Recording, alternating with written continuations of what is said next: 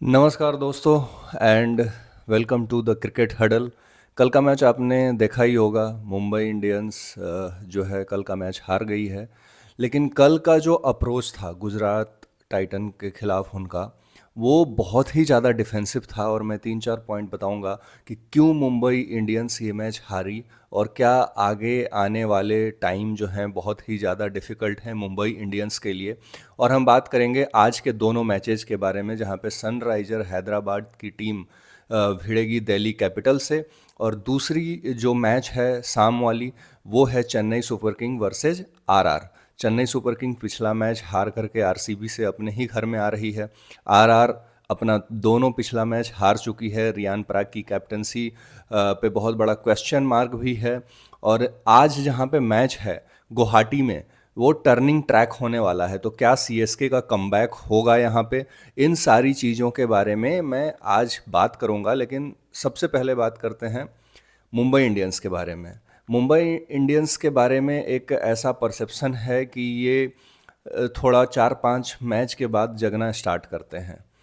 4-5 match इनका एकदम से ऐसे ही निकलता है जैसे मानो इनको पता ही ना हो कि आईपीएल भी चालू हुआ है। लेकिन हर बार ऐसा नहीं होता है। पिछले 2-3 सालों से ऐसा देखा जा रहा है कि मुंबई इंडियंस अंतिम 4 में भी नहीं जा पा रही है। पिछले 2 साल की बात करूं तो दोनों साल नहीं गए हैं ये अंतिम 4 में। तो हार्दिक पांड्या को बहुत मोटे रकम में खरीद करके गुजरात से लाया गया था, ट्रेड किया गया था।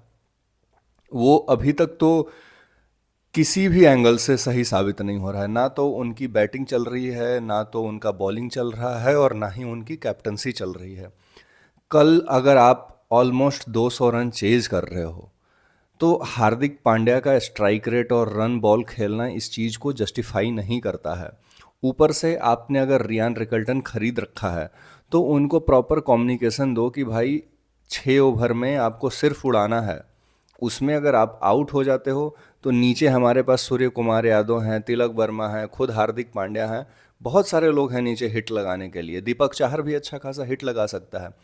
क्योंकि रोहित शर्मा T20 में खास करके, और खास करके आईपीएल में, T20 में भी आईपीएल में उनका प्रदर्शन उतना जानदार कभी भी नहीं रहा है। हाल फिलहाल में अगर मैं पिछले 3-4 साल की बात करूं, तो सोल डिपेंडेंट रोहित शर्मा पे रहना ये मतलब बेवकूफ़ी है। अगर आप नहीं भी डिपेंडेंट हैं तो रियान रिकल्टन को वो फ्रीडम मिलना चाहिए जिस फ्रीडम से वो खेल सकें।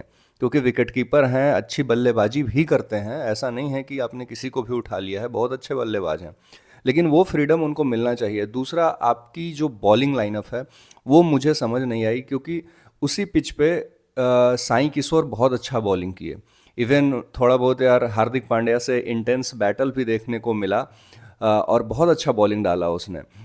तो जब पृथुर पिछले मैच में चेन्नई में 3 विकेट लिया था उस लड़के ने डेब्यू मैच में अपने, बहुत बड़ी बात होती है चेन्नई सुपर किंग के सामने डेब्यू करना और मुंबई इंडियंस के लिए इतने कम एज में खेलना।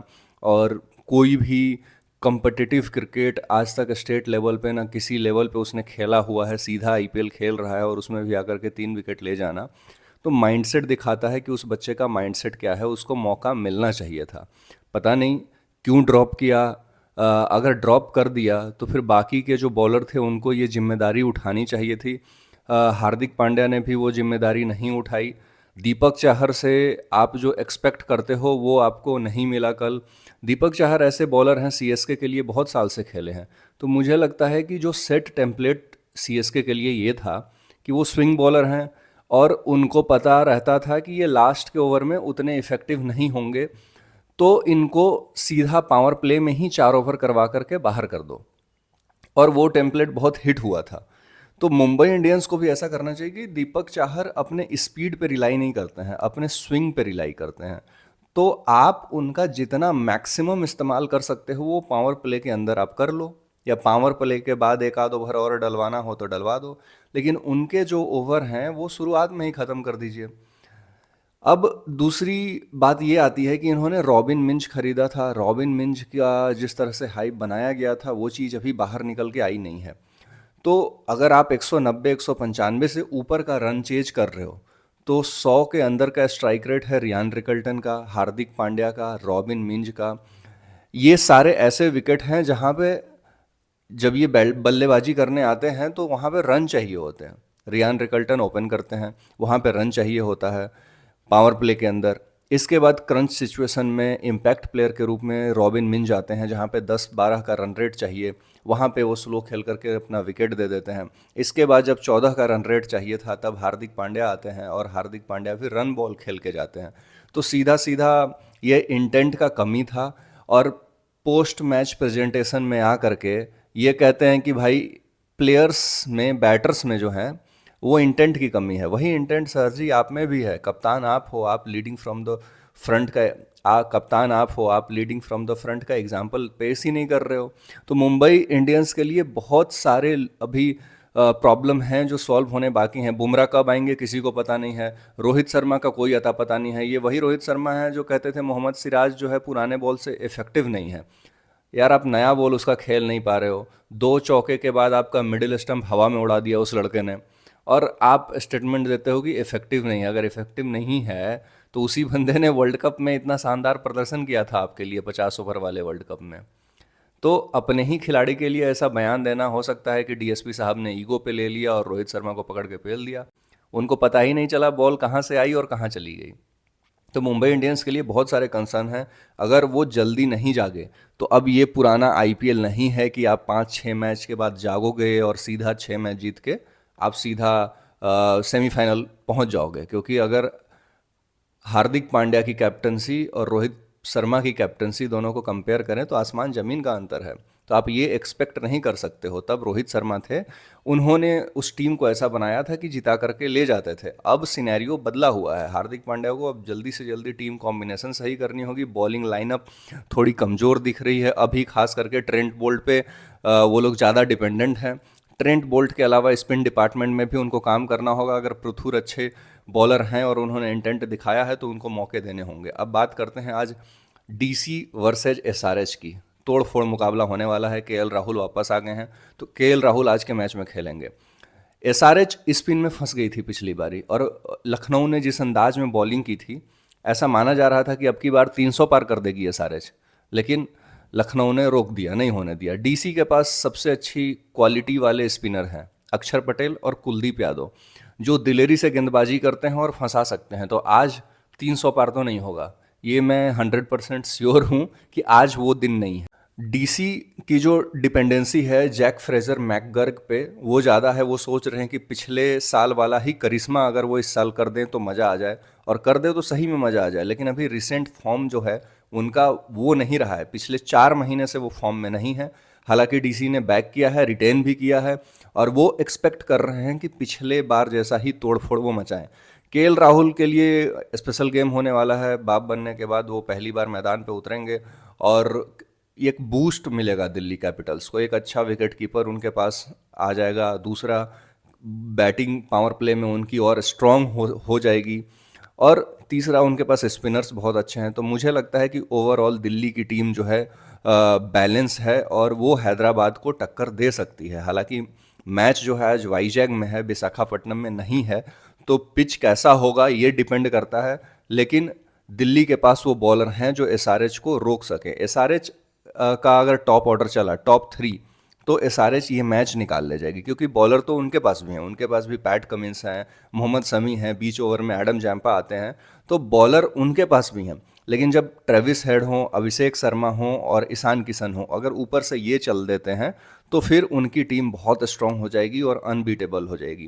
क्योंकि बीच में स्पिन को टैकल करने के लिए हेनरी क्लासन और नीतीश कुमार रेड्डी आएंगे, जो स्पिन को बहुत अच्छा खेलते हैं। तो मुकाबला कांटेदार होने वाला है और मज़ा भी आने वाला है, क्योंकि दोनों स्ट्रांग टीमें हैं।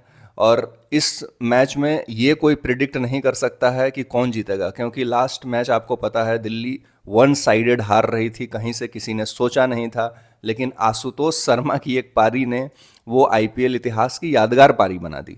अगर आप टॉप 4-5 पारियों की बात करेंगे तो आशुतोष शर्मा की उस पारी की भी हमेशा बात की जाएगी, जो उन्होंने मतलब हारे हुए सिचुएशन से लखनऊ के अगेंस्ट में बल्लेबाजी करके 66 रन बना करके मैच को जिताया था। तो इंटरेस्टिंग होगा। और आज जो प्लेयर फॉर वॉच आउट होंगे वो होंगे ट्रेविस हेड और एंड्री क्लासन, क्योंकि ये दोनों बहुत अच्छे टच में भी हैं। बड़ी पारी आई नहीं है तो हो सकता है कि आज आ जाए। और दिल्ली के लिए मुझे लगता है कि केएल राहुल आज परफॉर्मेंस अच्छे तरह से देंगे, और उनके जो स्पिनर हैं युजवेंद्र चहल, और उनके जो स्पिनर हैं अक्षर पटेल और कुलदीप यादव, ये मुझे लगता है कि एस आर एच को आज बांध के रखेंगे, उतनी फ्रीडम नहीं देंगे। अब बात करते हैं शाम वाले मैच की, जो 7:30 बजे खेला जाएगा, Chennai super king versus Rajasthan royal. बहुत बातें हो गई कि माही भाई अश्विन से नीचे क्यों आ गए, सीएसके जो है क्रिकेट को सीरियसली नहीं लेती। यार 5 बार की विनर है, और धोनी 43 ईयर ओल्ड अब यंग विकेट कीपर के तौर पे खेल रहे हैं। तो 43 साल का नौजवान लड़का है हमारा, जो अभी भी दुनिया में सबसे फास्टेस्ट स्टंपिंग करने का रिकॉर्ड पे रिकॉर्ड बना रहा है, और अपना ही रिकॉर्ड तोड़ रहा है। कोई बात नहीं, एक मैच ऊपर नीचे होता है, कमबैक सुपर किंग के नाम से जानी जाती है। पहले भी कमबैक किया है ना, 2018 से बड़ा कमबैक इतिहास में नहीं है किसी के पास आईपीएल में। कि और जब आई थी तब डैड्स आर्मी बोला जा रहा था, बोला था ये बूढ़ों की टीम है, ये कैसे जीतेगी, लेकिन जीत गया ना। उसके बाद भी हम लोग गुजरात टाइटन को फाइनल में हरा करके कप जीते। तो मुझे लगता है कि थोड़ी बहुत चेंजेस चेन्नई सुपर किंग कर देगी तो टीम ट्रैक पे आ जाएगी, बशर्ते ये है कि वो चेंजेस जो हैं वो जल्दी होने चाहिए, और प्लेयर्स पे भरोसा रखें। ऐसा ना हो कि एक मैच हार जाए, हालांकि चेन्नई सुपर किंग ऐसा बिल्कुल भी नहीं करती। प्रोसेस ओरिएंटेड टीम है, सब कुछ यहाँ प्रोसेस पे होता है। ऐसा नहीं कि जीत के आसमान पे चढ़ गए और हारने पे बिखर गए, ये वो टीम नहीं है, प्रोसेस ओरिएंटेड है। महेंद्र सिंह धोनी का प्रोसेस ओरिएंटेशन में बहुत विश्वास रहा है। तो मुझे लगता है कि जो राहुल त्रिपाठी का जगह है वो बदल देना चाहिए। ऊपर से मुझे लगता है कि या तो रचिन रविंद्रा या फिर ऋतुराज गायकवाड़ ओपन करें, क्योंकि ओपनिंग सॉलिड होना चाहिए। जब जब सीएसके के ओपनर चले हैं तब तब सीएसके ने ट्रॉफी उठाई है। और इंटरेस्टिंग बात यह है कि सीएसके जब भी पहले 2 मैच में से एक मैच हारी है पिछले 4 साल में, तो कप जीती है। तो मुझे लगता है कप जीतने के चांसेस अभी भी हैं यार। क्वालिटी स्पिनर है इनके पास, नूर अहमद हैं, रविचंद्रन अश्विन है, जडेजा हैं, और आज मैच गुवाहाटी में है जहाँ पे विकेट होल्ड करता है और टर्न भी करता है। पिछला मैच आपने देखा होगा। तो क्वालिटी स्पिनर है, और अगर इनको आज वही वाला पिच अगर प्रोवाइड हो जाता है तो राजस्थान रॉयल के लिए बहुत दिक्कत हो जाएगी। हालांकि अगर हेड टू हेड की बात करें तो पिछले 6 मुकाबले में 4 राजस्थान ने जीते हैं और 2 चेन्नई सुपर किंग ने जीते हैं। लेकिन इसके उल्टा आज जहां पे मैच है गुवाहाटी में, वहां पे राजस्थान पिछले 6 मैच में से 5 हारा है, सिर्फ 1 जीता है। संजू सैमसन खेलेंगे लेकिन एज ए इम्पैक्ट प्लेयर खेलेंगे। तो रियान पराग की कैप्टनसी आपको पिछले 2 मैचों में पता ही है कैसी रही है, और गुवाहाटी में उनकी फ़ैन फॉलोइंग की चर्चा हो ही रही है। वो बंदा छलांग लगाकर उनके पैरों में जाकर गिर जाता है। बताया जा रहा है कि 10,000 रुपया दिया था पीआर स्टंट के लिए, ये क्योंकि ये पीआर था, किसी फैंस का प्यार नहीं था। तो अब देखते हैं ये पीआर कितना काम करता है। लेकिन आज उनको पीआर छोड़ करके अच्छा क्रिकेट खेलना होगा, क्योंकि चेन्नई सुपर किंग हार करके आ रही है और ये दबोच लेगी। 1 इंच भी अगर इनको जगह मिला तो ये दबोच लेंगे, क्योंकि इनके पास वो टीम है, क्वालिटी है। एक दिन जस्ट क्लिक नहीं किया, और मुझे लगता है कि बहुत शोर शराबा हो गया है ऑलरेडी, और चेन्नई सुपर किंग को पता है कि हमें क्या कोर्स करेक्शन करना है। किसी को बैठ के ज्ञान देने के लिए यहाँ पे मतलब प्लेटफॉर्म नहीं बना है कि कोई भी आके ज्ञान दे के चला जा रहा है। भाई वो 5 बार की विनर टीम है, 5 बार की चैंपियन टीम है। अगर मान लो 1 साल नहीं भी जीती तो क्या उखड़ जाएगा। क्रिकेट है, हार जीत चलता रहता है। थाला अब अपने क्रिकेट को एंजॉय कर रहे हैं, तो थाला के फैंस को भी क्रिकेट को एंजॉय करना चाहिए यार। आपको थाला ने क्या नहीं दिया बताओ? महेंद्र सिंह धोनी ने आपको क्या नहीं दिया? दुनिया की सारी आईसीसी ट्रॉफी दिलवा दी, टेस्ट मैच दिलवा दिया, ओडीआई में नंबर 1 बनवा दिया, खुद भी ओडीआई में नंबर 1 बन गए, पाकिस्तान के खिलाफ 183 रन पेल दिया। इसके बाद 5-5 ट्रॉफी आईपीएल में जितवा दी, 2-2 चैंपियंस लीग जितवा दी। बचा क्या है तुम्हारे पास चेरिस करने को? अब बचा है एंजॉय करना। एंजॉय करो, मैच हारे जीते कुछ नहीं, धोनी आके 3 छक्का लगा दे, बस अपना काम हो गया, मौज में रहो। और चैनल को लाइक सब्सक्राइब शेयर ज़रूर करो। मिलते हैं मैच के बाद और मैच की खाल उतारेंगे। और मुझे लगता है कि आज एसआरएच और दिल्ली वाला मैच भी बहुत तगड़ा होने वाला है। सेकंड वाला मैच 60-40 है। चेन्नई सुपर किंग के अगर स्पिनर क्लिक कर गए तो चेन्नई सुपर किंग ये मैच निकाल लेगी। तो वीडियो को लाइक कीजिए, शेयर कीजिए, सब्सक्राइब कीजिए, और मैच के बाद फिर मिलेंगे आपसे, रूबरू होते हैं फिर। धन्यवाद।